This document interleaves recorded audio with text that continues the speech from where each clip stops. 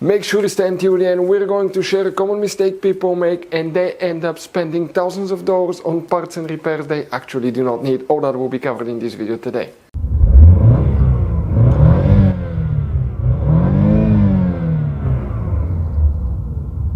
Hey guys, welcome back to Electrical Car Repair Live. Super quick helpful video to any of you guys having a problem where the AC blows hot warm air on GMC SIERRA that generation here from year 2014 to year 2018. Stay with us, we'll explain what you need to check. Now, multiple things can cause that, but it could be quite simple fix as well. We'll talk about that. In addition, if you need to buy replacement parts tools, we'll share the information in the description of the video below. Check it out and you can see where we get most of our tools and supplies from as well. So before we start, let us tell you guys a little bit about us. Every single car we get here at the garage, we try to make at least 200 to 300 free repair videos. We take them completely apart, we show you how to fix pretty much anything. Why we guys do all that? Because our mission in the shop is to save you as much money as we can. All we need in return, please subscribe to the channel, like the video, that way we can keep making these free videos. By the way guys, check out our YouTube channels. We have more than 17,000 free repair videos that can save you thousands of dollars in repairs. So let's go ahead guys and start on it now. The AC air conditioner blows hot warm air. The first thing you want to check is all the fuses for the AC system, HVAC system, guys, known as heater, ventilation and air conditioning system. It could be simple fixing, it could be something not directly related to the AC, we'll talk about it, which could cost only a few dollars to replace. But first you want to check all your fuses.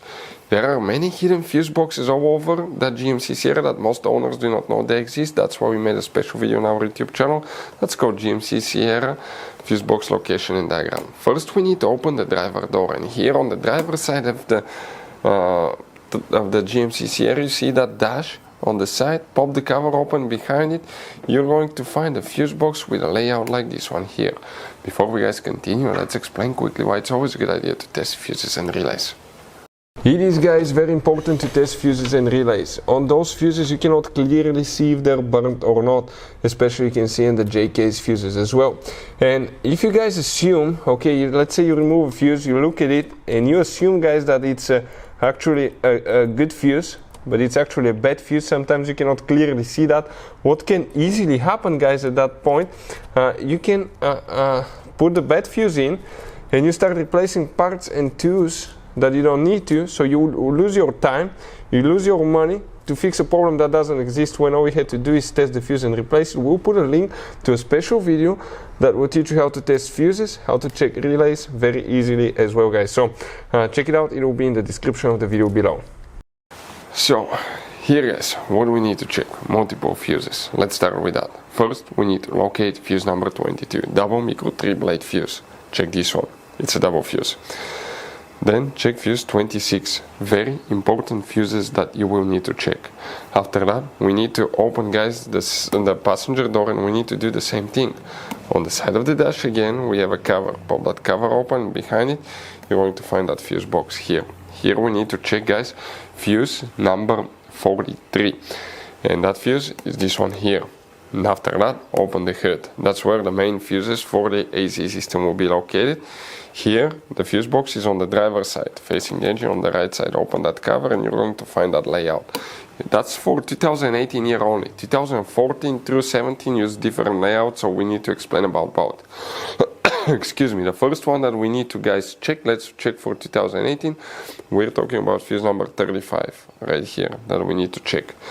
Next we would recommend, okay, to check that fuse right here, 55, 52, right here, 57.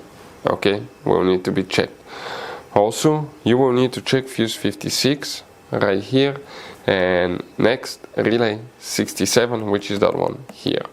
This one, that little square relay here. Next, if you have a 2013 through 2017, the same fuses, but some of the numbers will differ guys, you will need to check fuse number 35, this will be 50, 56, excuse me, 57, 56 right here, this one here, that one there, and the relay this time instead of 66 will 67 will be actually 68, and you see that a bigger relay here, but this is the air conditioner relay that you need to check. Now, if all these things check out fine, what do you guys need to do? Connect the pressure gauge to the AC system. If you don't have any pressure, it means that you had a leak. Your Freon leaked out. That could be caused by multiple things: leaking radiator, condenser, hose, AC compressor. If you have pressure but it doesn't turn on, what can easily cause that? It could be bad AC clutch. If you want to see how to test AC clutch, how to replace AC clutch, we'll have the video on the channel.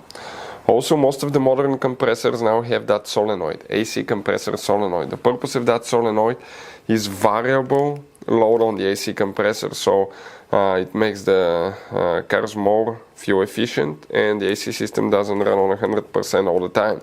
So once it's cold, practically it can run at, let's say, 25 or 50% capacity, guys. So bad AC compressor solenoid can do that. If you want to see how to test replace one, it's pretty easy. They're very inexpensive and you don't need to buy a new compressor. You can just replace that one and save your compressor. The next thing could be a bad AC compressor that's weak or locked up compressor. If it doesn't turn on, the belt falls off, that's a locked up AC compressor. If it runs, everything's good, you have Freon, but it's still not cold, okay, that means that the compressor is not working correctly. Another thing that you may consider, guys, okay, is climate control sensors. You have multiple ones inside the cabin that detects the temperature in the cabin. It could be a faulty sensor, but something that happens to us quite often working here at the garage, we have this device. Okay, and you have a couple of those. If you have a dual climate control, you have one on the driver, one on the passenger side. It's known as a blend door actuator. What it does, it attaches to a flap. That flap regulates the temperature, hot or cold.